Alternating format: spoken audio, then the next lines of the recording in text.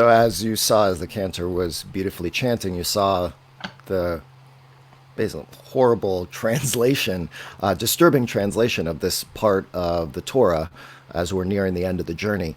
A little bit of context, if you remember, if you were with us last weekend, we talked about Pinchas. 2 weekends ago, under the Torah portion Balak, we were introduced to this man Pinchas, who comes and he slays an Israelite man and a Moabite woman who are having sex in front of other people, in front of Moses and the rest of the Israelite community. And through a zealous act, he kills them in front of everyone. This plague stops, the plague that was killing these people. He's given last week's Torah portion, a Briti Shalom, a covenant of peace, which we talked about last weekend. And here again, we are reintroduced again to Pinchas in this really terrible follow-up. It's God has not let go, and neither has Moses let go of what happened when the Israelites started sleeping with foreign women. But it's really interesting what happens. Let's just read through it one more time, and as we were reading through it in English, I want you to think about why is this happening? What do you feel about Moses? How does this impact your view of Moses at this point in the journey? And there's one other piece. If you look at the very end of the English of what I provided, there's this guy Bilam, which we're going to talk about too. So the Lord spoke to Moses, said, "Avenge the Israelite people on the Midianites. Then you shall be gathered to your kin." In other words, God says, you know those people that you didn't really take care of earlier on? By the way, earlier on in the story it was the Moabites, and now it's the Midianites. We're not going to get into that too much, but let's assume it's the same people that were frolicking with the Israelite people earlier on. God says, the last thing that you are going to do before you die, because gather to your kin means you're going to die, the last thing I want you to do, your last act basically, is to go and avenge the Israelite people and take care of the Midianites. There are no other details given. From here until the rest of the story, there's no other details given to Moses on how he's supposed to go about doing this. But Moses spoke to the community and said, "Let men be picked out from among you for the campaign, and let them fall upon Midian to wreak the Lord's vengeance on Midian. You shall dispatch on the campaign 1,000 from every one of the tribes of Israel." So 1,000 from each tribe were furnished from the divisions of Israel, 12,000 picked for the campaign. And Moses dispatched them on the campaign, 1,000 from each tribe, with Pinchas, remember this is the same guy, son of Eleazar. So Pinchas is the grandson of Aaron, who was Moses' brother. Aaron was the high priest. Aaron's son was Eleazar, and this is Eleazar's son Pinchas, the zealot, who basically did that act of a couple of portions ago. Now he's going to be in charge, serving as a priest on the campaign, equipped with the sacred utensils and the trumpets for sounding the blasts. They took the field against Midian as the Lord had commanded Moses, and slew every male. Along with their other victims, they slew the kings of Midian, the 5 kings of Midian. They also put Bilam, son of Beor, to the sword. Okay, we can take the slide off now. The story doesn't end there. Moses, they go on, they kill all the men. Later on, they come back and say, "Moses, we killed all the men." And Moses says, "What? No, you didn't do your job, people. I said everyone. And by the way, it was the women who were responsible for, luring our men into bed with them. Go back, kill every single woman who's not a virgin, and kill every young boy. And all the virgin girls, they're the only ones you don't kill. And then take all of the booty, all the spoils from the Midianite people, and bring them back here." And so that's exactly what they do.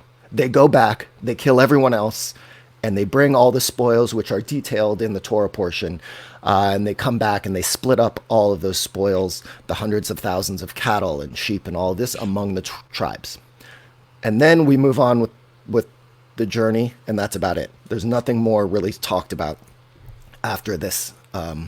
After that, this was really disturbing for me as you can imagine, on multiple levels.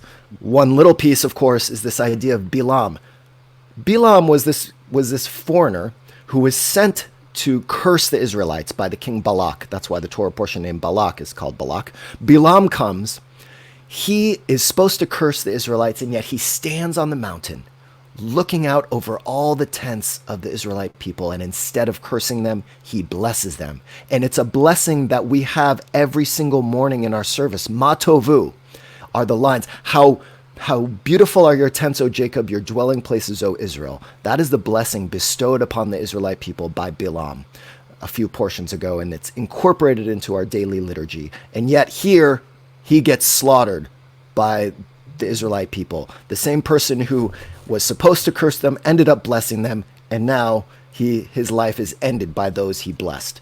That is troubling by itself. For me, that is about a real missed opportunity, not just missed opportunity, a misunderstanding that we can get away with treating people who bless us as though they've cursed us.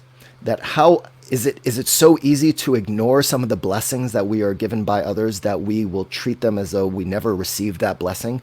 And what does it even mean to receive a blessing in today's world? And are we willing to really take on the concept of a blessing and to treat people who bless us as though they've blessed us?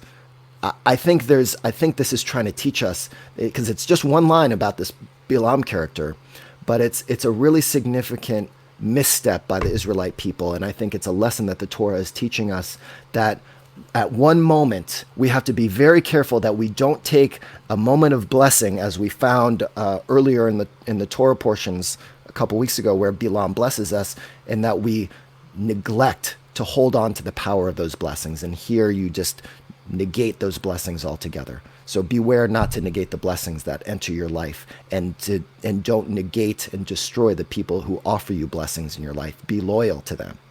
And then, of course, we have this leader, Moses. And I'm curious what you think about this.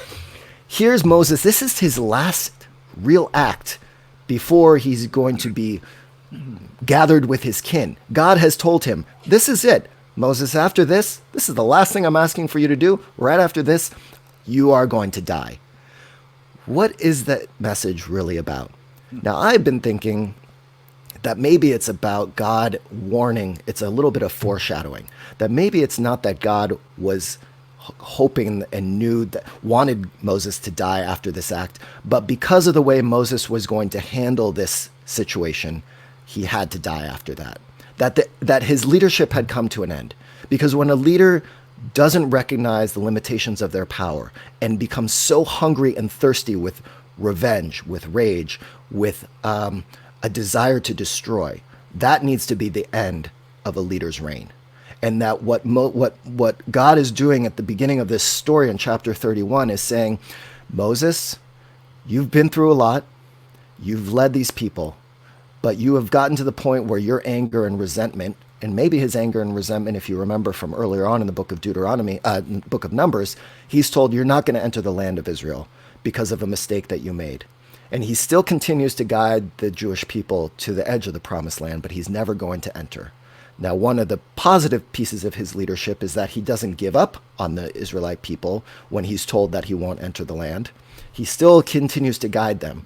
But you can imagine that for a leader to know that what you have been set out to do, your vision for where you want to take the people, to know that you're not going to be there when you see it become reality, that must be very painful for someone.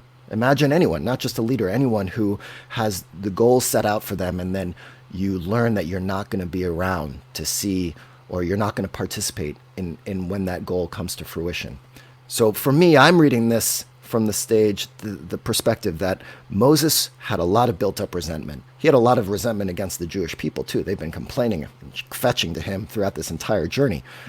But I think this is a warning about leadership, and that there's certain times where leaders go above and beyond in a negative way, and we have to hold them in check. And I think that's what's happening here, because this is a remarkable and really disturbing way in which Moses is acting as a leader. Right? He goes, it's not just that the men were killed. That alone is challenging of the Midianite people. But on top of that, he says, no, that's not enough. Go back. Go kill some more. Go kill those innocent children and the women. That doesn't seem Jewish to me. And that really bothers me.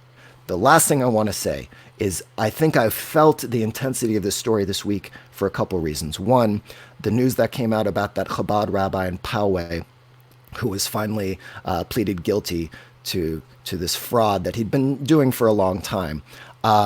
And to me, that was another reminder of, oof, another Jewish person doing something bad that is in the spotlight. And I'm sure I'm not the only one who feels that whenever there's someone, one of our people who's out there who has done something really wrong, there's this pain inside of us.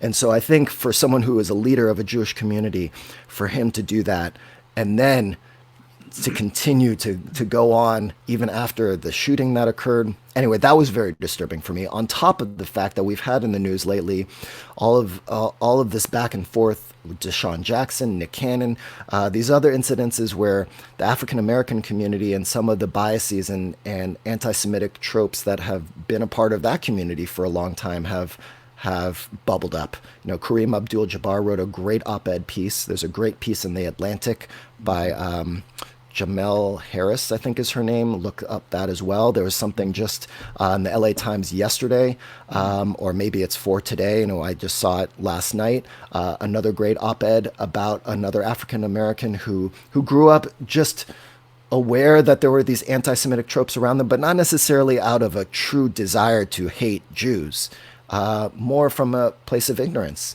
And so to me, this idea that we have in the story a disturbing model of a leader, of a Jewish leader, and how that has the potential to perpetuate stereotypes in the world, that we have to work extra hard as Jews to not only be upstanding characters and to live by a set of values that guides ourselves in the world around us, but we have such a responsibility to educate those who are not a part of our own community and even those who are.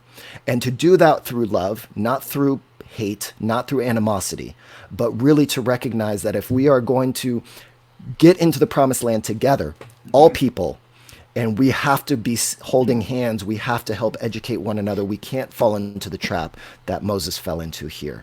So those are just mostly ramblings, I guess, from this morning. But to me, this was a really troubling story. Feel free to add your own comments or your own interpretations of what happens in this Torah portion.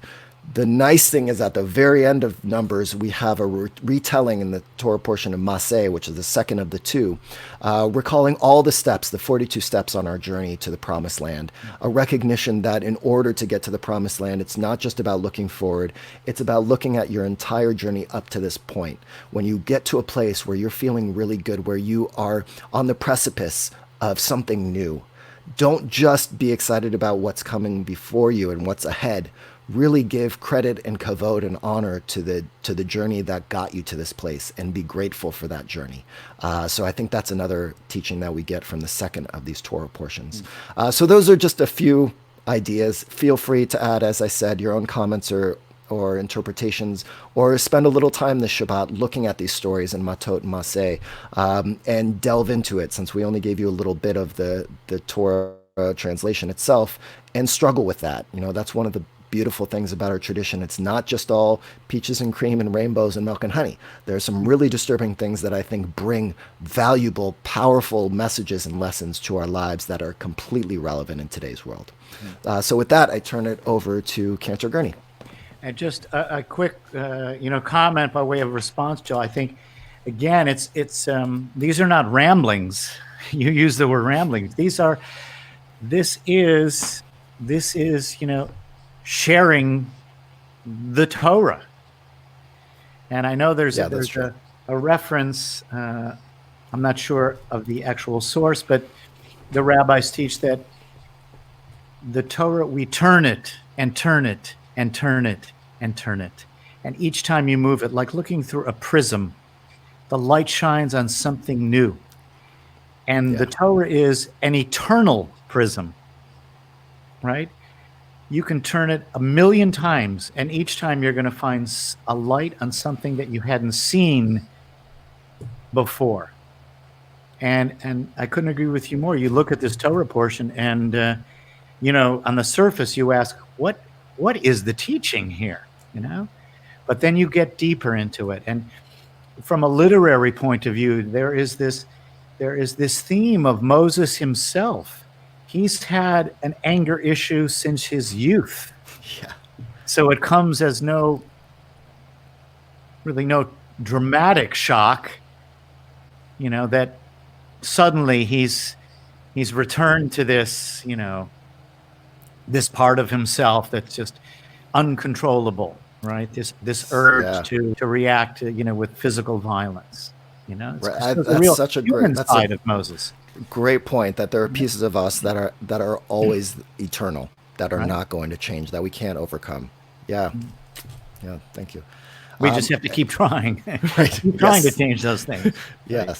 Yes. So we're going to shift just for a moment right into the Haftarah. And as Joel has mentioned, this is a double portion, and what I'm going to choose for us to just to get into a little bit is the Haftarah for Matot, the first of the two portions, for the following reason. This is taken from the prophet Jeremiah. It's chapter 2 of Jeremiah, and just the first few verses, because it's a wonderful example of how our liturgy and those who've created our liturgy chose certain text, certain sections of the Haftarah of the prophets for certain times of the year, connected with certain portions. Already, here we are in the middle of July, and the section of this Haftarah is already pointing us to Rosh Hashanah. For the section I'm going to chant is repeated again in the Musaf service for Rosh Hashanah morning.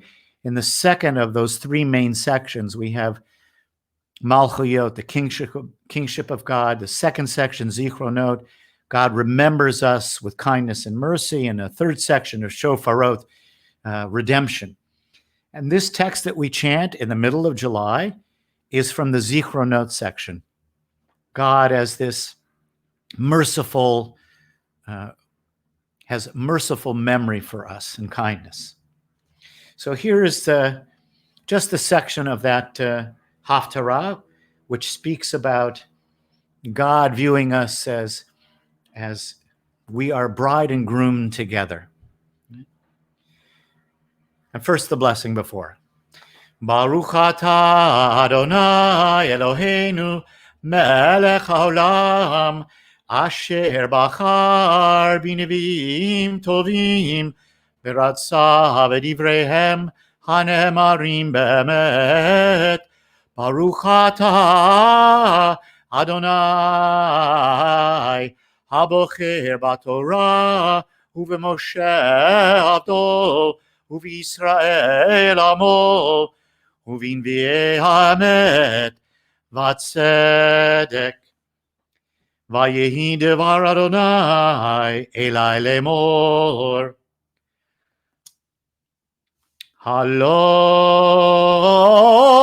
הלוך וקראת ואוזני ירושלים לאמור. כה אמר אדוני זכרתי לך חסד נעורייך אהבת כלולותייך לכתך אחרי במדבר בארץ לא זרועה.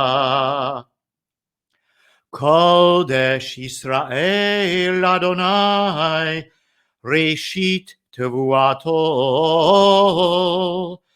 כל אוכליו ישמו רעה תבוא עליהם נאום Adonai. So God is now remembering us for our loyalty. We followed God's commands. We followed God in the wilderness. For Israel is holy to God, the first fruit of God's harvest. What a wonderful agricultural imagery there. And all who eat it shall bear their guilt and be forgiven. Right? God will remember us, remember our devotion in our youth, our love as a bride. So a little hint already towards Rosh Hashanah, and that will happen more frequently as we go through the month of Elul.